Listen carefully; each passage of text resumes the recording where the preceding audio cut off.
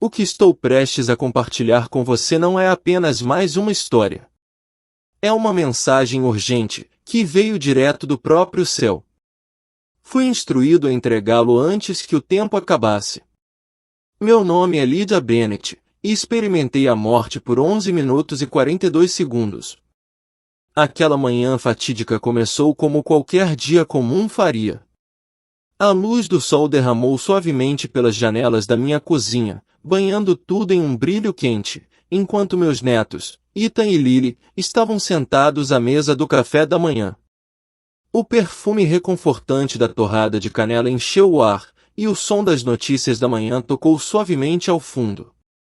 Ethan, uma animada criança de 7 anos, estava me contando animadamente sobre seu sonho de se tornar um astronauta, enquanto Lily, de 9 anos, estava cuidadosamente organizando seus ovos mexidos em um rosto sorridente. Lembro-me de pensar, enquanto os observava, como eu era verdadeiramente abençoada. Aos 74 anos, eu ainda tinha o precioso presente do tempo com meus netos.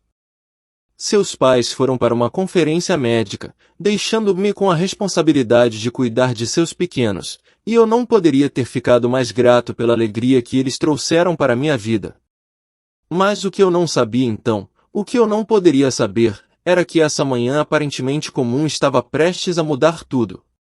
O primeiro sinal de que algo estava errado veio inesperadamente, como um aviso. Minha xícara de café, firme na minha mão, momentos antes, começou a tremer. No começo, eu o descartei, pensando que era simplesmente minha artrite agindo novamente. Mas então a dor veio, muito arrastada e pesada. Tudo começou no meu peito, como se um elefante tivesse decidido sentar em cima de mim, pressionando com uma força que roubou o fôlego. A sala ao meu redor começou a girar incontrolavelmente. No meio de tudo, ouvi a voz de Lily, cheia de medo, chamando: "Vovó, o que há de errado?" Tentei me firmar alcançando o balcão, mas minhas pernas me traíam e desmaiei. O último som que ouvi foi a voz surpreendentemente calma de Ethan, instruindo sua irmã a chamar serviços de emergência, assim como praticávamos. Então, tudo ficou escuro. Mas deixe-me dizer-lhe que a escuridão era apenas o começo. A transição que experimentei foi gentil a princípio, quase calmante. A dor física esmagadora desapareceu como se nunca tivesse existido. Em vez disso, eu estava envolvido em uma sensação de falta de peso, como se estivesse flutuando. Eu me senti sendo atraído para cima, longe do meu corpo terreno, longe dos limites do tempo e do espaço. A escuridão que me cercava lentamente deu lugar à luz, uma luz extraordinária e radiante que não era dura ou ofuscante, mas cheia de um calor indescritível, propósito e amor. Naquele momento, eu sabia além da sombra de dúvida que havia atravessado de um reino da existência para outro. Meus sentidos terrestres, que já haviam definido tudo o que eu sabia, não estavam mais lá. Em vez disso, experimentei uma forma de percepção que não era familiar e de alguma forma mais natural do que qualquer coisa que eu já conheci. Eu podia ver em todas as direções de uma só vez. Eu podia sentir o próprio tecido da realidade que me cercava, e era como se o próprio universo estivesse vivo com energia. E então, a música. Como posso começar a descrever os sons que ouvi? Foi diferente de tudo o que eu já havia experimentado em minha vida. Imagine a sinfonia mais bonita que você jamais poderia imaginar, apenas essa sinfonia não foi feita de instrumentos. Não, essa música era pura alegria, uma expressão de amor e paz tão profunda, parecia ressoar com o núcleo do meu ser. Foi uma música que falou diretamente à minha alma, que me encheu de um profundo sentimento de pertencimento e paz. O olhar de David suavizou, uma mistura de compaixão e tristeza em seus olhos enquanto ele respondeu: "Não é o ato de cura que está errado, Isabela. Procurará transcender sua dependência de mim." Sua voz caiu, uma nota de tristeza tocando cada palavra. "Aqueles que se modificam passarão a acreditar que não precisam mais de mim, que possam aperfeiçoar sua própria existência." Eles esquecerão que sua força está em sua humildade, fé e conexão comigo. A visão mudou mais uma vez, e eu vi um mundo em caos. Governos e corporações se fundiram, e uma única voz ditava o que era certo e errado. As pessoas não eram mais indivíduos, elas eram parte de uma máquina maior, obedientes e complacentes. Uma tela piscou diante de mim, mostrando as palavras perfeita harmonia através da conformidade. Mas quando olhei mais de perto, as pessoas estavam sem vida, seus olhos vazios. O rosto do grande enganador havia surgido neste novo mundo, calmo, reconfortante e onipresente. Suas palavras eram tão doces quanto mel, convincentes, mas seus olhos revelavam uma escuridão que somente os verdadeiramente perspicazes podiam ver. Disse David, sua voz agora firme e cheia de autoridade, é o segundo sinal, a ascensão da mente global. O enganador prometerá unidade, paz e prosperidade, mas isso virá ao custo da liberdade. Aqueles que resistirem serão silenciados, aqueles que questionarem serão marcados como inimigos. Não se deixe enganar pelo disfarce da harmonia. A verdade está sendo sufocada, e as almas de muitos estão se perdendo no processo. A cena girou, e senti um mal-estar crescente em meu coração. O próximo sinal estava se desenrolando diante dos meus olhos. O terceiro sinal, continuou David, é a distorção do amor. As pessoas serão enganadas a acreditar que o amor é meramente uma emoção a ser manipulada, uma ferramenta para controlar os outros. O amor que eu dei a vocês, o amor que une todas as coisas na verdade, será distorcido em algo superficial e passageiro. Eles confundirão desejo por amor, conveniência por compromisso e orgulho por humildade. Observei com horror enquanto os relacionamentos entre as pessoas se tornavam frios e transacionais. As pessoas foram condicionadas a ver umas às outras como objetos a serem usados, suas afeições trocadas por poder ou status. O vínculo entre pais e filhos, amigos e amigos, marido e mulher, parecia se desintegrar. Era um mundo onde a afeição era condicional, passageira e condicional ao que se poderia ganhar. Isto, David sussurrou, sua voz pesada de tristeza, é a tragédia de um mundo que se esqueceu do verdadeiro significado do amor. Eles não saberão mais amar como eu os amei, desinteressadamente, sacrificialmente e incondicionalmente. Senti meu coração doer ao testemunhar esses sinais, cada um mais perturbador que o anterior. Mas então, David falou novamente, sua voz inabalável. Não se desespere, Isabela, ele disse. Embora a escuridão se levante, lembre-se de que estou com você e nunca a abandonarei. Você e todos os que me seguem devem ser a luz neste mundo que escurece. Você deve levar a verdade do Evangelho a todos os cantos da terra. Você deve prepará-los, pois o tempo está próximo. O mundo diante de mim começou a desaparecer, mas eu ainda podia sentir sua presença, sua paz e seu amor me cercando. E com um toque final e gentil em meu ombro, eu fui retornada para onde eu tinha começado. Lembre-se, Isabela, ele disse suavemente, enquanto a visão chegava ao fim. Você é minha testemunha, e você compartilhará o que viu. Avise-os, pois os sinais já estão aqui. Observe atentamente enquanto esta mulher luta com uma decisão difícil, ele disse. A vida de sua filha depende de um implante médico, mas aceitá-lo significa se tornar parte de um sistema que exigirá mais sacrifícios no futuro. Eu observei enquanto o mundo ao meu redor parecia se dividir ao longo de novas linhas, impulsionado por uma onda implacável de avanço tecnológico. A humanidade estava sendo dividida em dois grupos, os aprimorados e os não modificados. Aqueles que escolheram abraçar as modificações se viram dotados de habilidades extraordinárias. No entanto, algo profundo pareceu escapar deles no processo. Seus olhos, antes cheios de profundidade, agora refletiam um vazio oco, mesmo enquanto falavam sobre se sentirem mais iluminados do que nunca. A tecnologia lhes deu mais poder, mas ao custo de suas almas.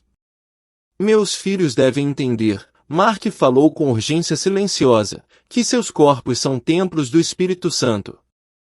O inimigo não busca meramente melhorar a humanidade, seu objetivo é muito mais insidioso, alterar fundamentalmente o que significa ser humano. Muitos serão enganados, pois perseguirão sinais e maravilhas, colocando sua confiança nessas maravilhas visíveis em vez de na minha palavra. A tensão cresceu à medida que as igrejas se dividiram sobre essa questão. Alguns abraçaram a ascensão da tecnologia, vendo-a como um presente divino para uma nova era, uma ferramenta para melhorar a vida dos fiéis. Outros, no entanto, viram o perigo crescente, reconhecendo o perigo espiritual oculto na promessa de progresso. No entanto, eles se viram presos em um dilema: como poderiam ministrar àqueles que precisavam de intervenções para salvar vidas, mesmo quando essas intervenções pareciam cruzar uma linha perigosa? Senhor, como seus fiéis navegarão nestes tempos difíceis? Perguntei, buscando sua sabedoria. Por meio da sabedoria e do discernimento, ele respondeu, sua voz calma, mas resoluta. Haverá uma distinção clara entre cura e transformação. Aqueles que permanecerem ancorados na minha palavra serão capazes de discernir quando a medicina estiver se tornando mutação. A questão crítica não é a tecnologia em si, mas seu propósito. Ela busca restaurar minha imagem ou pretende refazê-la? O segundo sinal se desdobrou diante de mim, a corrupção da própria criação. A visão mudou, e eu vi o céu começar a mudar, os céus antes claros agora riscados com cores estranhas e não naturais. Padrões começaram a girar nas nuvens, e as próprias estações pareciam perder o equilíbrio, caindo em desordem. Percebi que isso não era meramente uma mudança na natureza, mas um ato de engano, uma tentativa de exercer controle sobre as próprias forças da criação. Observe, Jesus disse suavemente, seu olhar penetrante enquanto observava a cena que se desenrolava. Observe como eles reivindicarão domínio sobre o que somente meu Pai deve governar. Diante de mim, grupos poderosos com acesso à tecnologia avançada estavam manipulando o próprio clima. Inicialmente, suas ações foram elogiadas como uma solução milagrosa para as crescentes crises climáticas do mundo. Eles projetaram chuva para cair em regiões atingidas pela seca e desviaram tempestades de cidades vulneráveis. O mundo, desesperado por um Salvador, saudou essas intervenções como o triunfo da humanidade sobre a própria natureza. Senhor, perguntei, não é uma coisa boa ajudar aqueles que sofrem com a seca ou tempestades? Isso não é um sinal de compaixão? Observe mais de perto, ele respondeu, sua voz carregada de cautela. Enquanto ele gesticulava em direção à visão, vi as consequências ocultas dessas manipulações bem intencionadas. As regiões que receberam chuva artificial tornaram-se dependentes daqueles que controlavam a tecnologia, incapazes de se sustentar sem ela. Os ecossistemas em lugares protegidos de tempestades começaram a murchar e morrer, incapazes de funcionar sem seus ciclos naturais.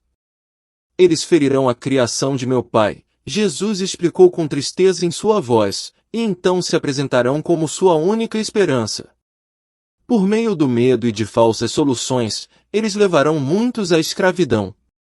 Esse engano, ele disse, seria particularmente potente porque viria com sinais e maravilhas poderosos que pareciam confirmar a fé. A próxima visão foi ainda mais perturbadora. As pessoas começaram a experimentar manifestações espirituais extraordinárias. Elas tiveram visões vívidas, receberam mensagens de seres que alegavam ser guias espirituais e testemunharam o que pareciam ser eventos milagrosos. Até mesmo alguns dos cristãos mais devotos foram pegos pelo fervor, acreditando que estavam testemunhando um grande reavivamento do fim dos tempos. Senhor, perguntei, meu coração pesado de preocupação, como alguém pode distinguir entre seus verdadeiros milagres e esses falsos sinais? Pelos seus frutos, ele respondeu, suas palavras firmes, mas cheias de compaixão. E pelo alinhamento delas com a minha palavra. Preste atenção aonde essas experiências levam as pessoas, ao que elas acreditam e ao que elas seguem. Em meio a esses desafios, Jesus pediu que seus seguidores permanecessem vigilantes, se apegassem à verdade de seus ensinamentos e fossem criteriosos diante do engano. Sua mensagem era clara: o inimigo usaria tanto a tecnologia quanto os fenômenos espirituais para enganar muitos, mas aqueles fundamentados em sua palavra seriam capazes de ver através das mentiras. Testemunhei em primeira mão como essas experiências sobrenaturais lentamente afastaram as pessoas das verdades fundamentais da Bíblia. As mensagens que receberam sutilmente as encorajaram a depositar sua confiança em seus encontros pessoais em vez da sabedoria temporal das Escrituras. As pessoas foram instadas a abraçar novas revelações que contrastavam fortemente com a palavra de Deus. Talvez o mais alarmante: começaram a ver Jesus não como o Filho único de Deus, mas apenas como um entre muitos líderes espirituais. Como Jesus explicou: o inimigo sabe que muitos dos meus filhos têm fome de experiências sobrenaturais, mas observe aqueles que permanecem ancorados na verdade. Em meio a essa onda crescente de engano, observei crentes fiéis que testavam firmemente cada experiência em relação ao padrão das Escrituras. Eles não tinham medo de milagres genuínos. Em vez disso, estavam comprometidos em avaliar cuidadosamente tudo através das lentes da Palavra de Deus, garantindo que nada se afastasse da verdade. O sexto sinal: a guerra contra a verdade. A visão então progrediu, revelando como o próprio conceito de verdade absoluta estava sendo implacavelmente minado. Esta não era uma mera discussão filosófica, era um esforço deliberado e sistemático para corroer a capacidade de reconhecer ou reivindicar qualquer verdade fixa. Esta batalha, disse Jesus, atinge o coração da fé, pois sem a verdade, não pode haver fé verdadeira. Testemunhei como os sistemas educacionais, os meios de comunicação e até mesmo algumas igrejas começaram a propagar a ideia de que a verdade é relativa e subjetiva. Os jovens foram ensinados que alegar conhecer a verdade absoluta não era apenas arrogante, mas também prejudicial. Aqueles que se apegavam à crença na verdade absoluta eram marginalizados, rotulados como extremistas perigosos. Com o coração pesado, perguntei: como seus filhos podem suportar uma pressão tão avassaladora, Senhor? Aqueles que amam a verdade pagarão um preço, ele respondeu. Observe como o teste revela a força de sua fé. Vi famílias dilaceradas quando as crianças voltavam da escola, questionando tudo o que haviam aprendido sobre Deus. As igrejas também se viram sob crescente pressão para revisar seus ensinamentos para se alinharem às marés mutáveis das sensibilidades modernas. No entanto, mesmo em meio a essas lutas, Jesus apontou para pequenos grupos de crentes reunidos em casas, onde a verdade se tornava mais preciosa para aqueles dispostos a se sacrificar para preservá-la. O sétimo e último sinal, o engano final, foi o mais devastador de todos. Nessa visão, vi o que parecia ser uma evidência irrefutável que parecia refutar cada verdade fundamental da fé cristã sobre Deus, a criação e o propósito da humanidade. Este foi o ápice de todos os enganos anteriores. Parece oferecer provas, Jesus alertou, de que tudo o que eu disse ao meu povo é mentira. Eu assisti enquanto descobertas arqueológicas, avanços científicos e até mesmo o que pareciam ser eventos milagrosos eram manipulados para apresentar uma narrativa alternativa para a existência e o destino humanos. As evidências eram tão convincentes que até mesmo muitos cristãos fiéis começaram a vacilar em suas crenças. Senhor, eu clamei em desespero, como alguém pode resistir a uma prova tão esmagadora? Como alguém pode se opor a uma evidência tão convincente? Jesus sorriu, e em seu sorriso, eu vi a confiança silenciosa de alguém que já havia garantido a vitória final. Aqueles que me conhecem, não apenas sabem sobre mim, permanecerão firmes, ele me assegurou. Aqueles que experimentaram meu amor reconhecerão facilmente a falsificação. Aqueles que esconderam minha palavra em seus corações verão através das mentiras. À medida que a visão desaparecia e a imagem final começava a se dissolver, Jesus se virou para mim com olhos que ardiam tanto de amor quanto de urgência. Esses sinais, ele disse, não se revelarão isoladamente. Eles trabalharão juntos, cada um reforçando os outros. A tecnologia apoiará o controle econômico. A manipulação do clima impulsionará a necessidade de suas chamadas soluções. E a falsa unidade que eles criam abrirá o caminho para o engano final. Mas, Pai, perguntei, meu coração pesado pelo peso do que havia testemunhado, como eu poderia ajudar os outros a compreender a complexidade total desse engano? Parece tão vasto, tão avassalador. Com uma compaixão gentil, Michael estendeu a mão e tocou meu ombro. Naquele gesto simples, mas profundo, senti uma onda de sua força percorrendo meu corpo, um poder que estabilizou minha alma e tirou o fardo do meu coração. Diga a eles para observarem o padrão subjacente a todos esses sinais, ele respondeu suavemente, mas com firmeza. O adversário opera da mesma forma todas as vezes, primeiro, através do medo, e depois apresentando uma solução que exige uma rendição ao seu controle. Então, ele revelou uma série final de imagens, distintas de todas as outras que eu tinha visto. Desta vez, vi pequenas e íntimas reuniões de crentes, reunindo-se em casas, oferecendo força e apoio uns aos outros em meio a provações difíceis. Apesar de terem perdido muitos dos confortos do mundo, esses crentes irradiavam alegria. Sua fé era inabalável, pura e firme, tendo sido refinada na fornalha da diversidade. Estes são os meus fiéis, declarou Michael, sua voz cheia de orgulho e ternura. Eles se levantarão em cada nação, cada cidade, cada bairro. Eles não serão enganados, pois construíram suas vidas sobre a minha palavra e meu espírito, não sobre os sistemas transitórios deste mundo. Observei com admiração enquanto esses fiéis estendiam a mão para outros presos na teia do engano. Eles não apenas falavam palavras de verdade, eles estendiam ajuda prática e, acima de tudo, amor genuíno.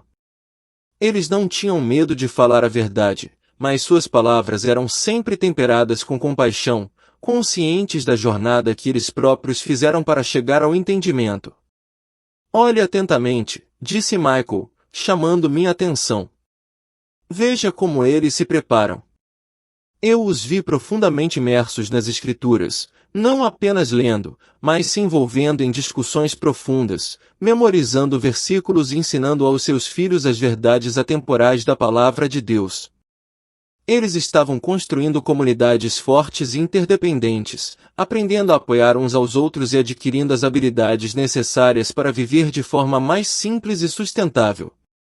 Mas talvez o mais importante, ele acrescentou, observe como eles mantêm seu foco.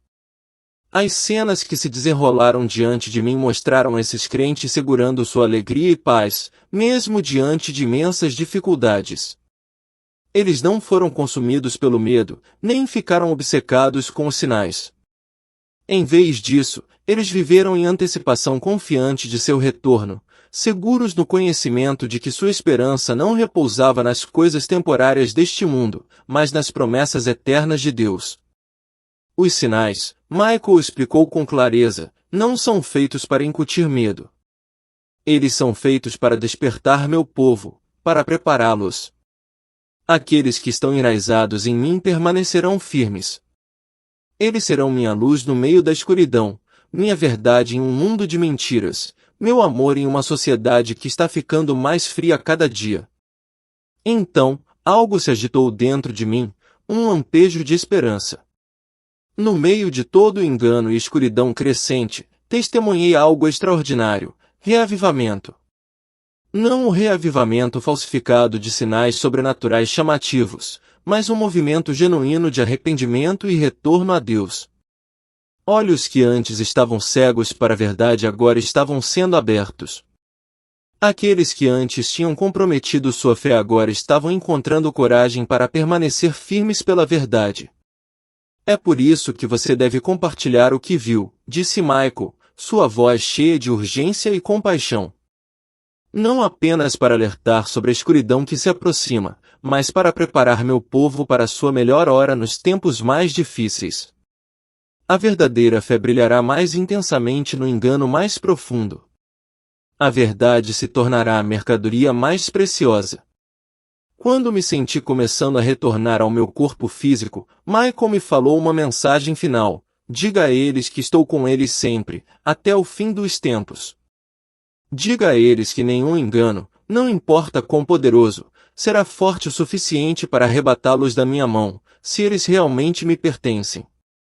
Lembre-os de que tudo que lhe mostrei não é para enchê-los de medo, mas para armá-los com conhecimento e a esperança de que precisarão.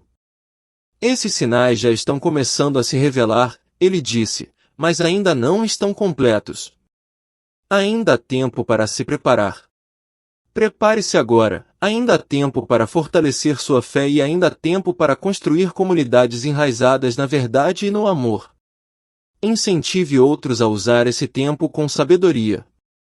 Conforme a luz ao meu redor começou a desaparecer, os sons fracos do quarto do hospital gradualmente entraram em minha consciência. No entanto, no meio de tudo isso, as palavras de Jesus ressoaram profundamente em meu espírito. Lembre-se, Noemi, eu já venci o mundo. Essas provações devem se desenrolar, mas não o farão sem um propósito. Cada engano que revelei a você servirá como uma oportunidade para meu povo demonstrar ao mundo o forte contraste entre a verdade e a falsidade, entre a luz artificial e a verdadeira luz que ofereço. Naquele momento, de repente eu estava de volta ao meu corpo, cercado pelo zumbido do equipamento médico e pelas expressões preocupadas dos médicos. Eles ficaram surpresos com a natureza milagrosa da minha recuperação, mas, no fundo, eu sabia que minha sobrevivência tinha um significado muito além de simplesmente estender minha vida terrena. Tratava-se de compartilhar uma mensagem, urgente e profunda, uma mensagem de advertência e esperança. É por isso que me sinto compelido a compartilhar minha experiência agora, não para reconhecimento pessoal, mas porque os sinais dos tempos já estão se desenrolando. Os enganos já estão em ação no mundo e, ainda assim, nós, como povo de Deus, não precisamos viver com medo. Recebemos este aviso prévio, não para nos encolhermos, mas para nos prepararmos, para fortalecer nossa fé e para ajudar outros a encontrarem o caminho de volta à verdade. Ao encerrar este relato, peço que você não deixe o medo tomar conta do seu coração, mas sim se concentre na preparação. Aproxime-se de Jesus. Mergulhe em sua palavra. Construa comunidades de fé que sejam fortes e unidas. Abrace uma vida simples, que se concentre no que realmente importa, e ofereça apoio uns aos outros enquanto navegamos pelos desafios que temos pela frente. Acima de tudo, mantenha seus olhos fixos em Jesus, não nos sinais e maravilhas em si. Para aqueles com olhos para ver e ouvidos para ouvir, esses sinais são um chamado claro para despertar, permanecer firmes e deixar nossa luz brilhar mais forte à medida que a escuridão ao nosso redor cresce. Lembre-se, nossa esperança não está em evitar essas provações, mas em saber que Jesus está conosco a cada passo do caminho, caminhando ao nosso lado por elas, preparando-nos para permanecermos firmes até que Ele retorne. Que Deus lhe conceda a sabedoria para entender, o discernimento para reconhecer a verdade do engano e a coragem para permanecer forte nos dias que virão.